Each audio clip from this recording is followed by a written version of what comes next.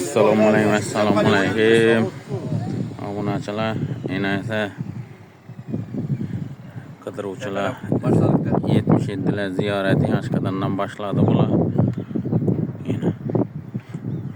Yana jag xizmatlarimiz 12:29 da telefon arasizlar xizmatlar bo'lsa.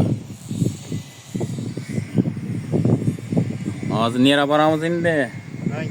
Langarota. Shahrisabzdami? Birinchi Qamashi Langarota, undan keyin Miraki. Miraki. Xudo xolasa ketamiz hozir. Boshliq chiqmin durtdan. Ha, gavotir.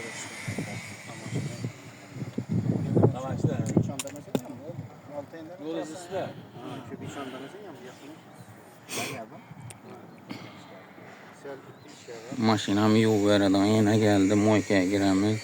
Hozir loyla yo'ldan chiqamiz endi.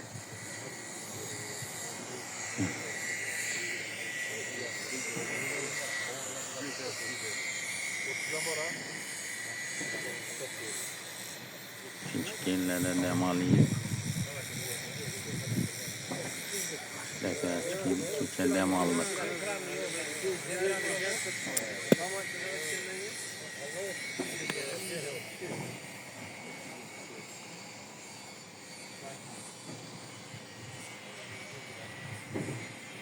Karşı uzar.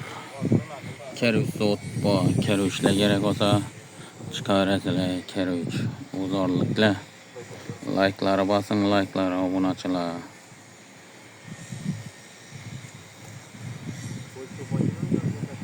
Xudo xolasa endi to'yda ko'rishamiz.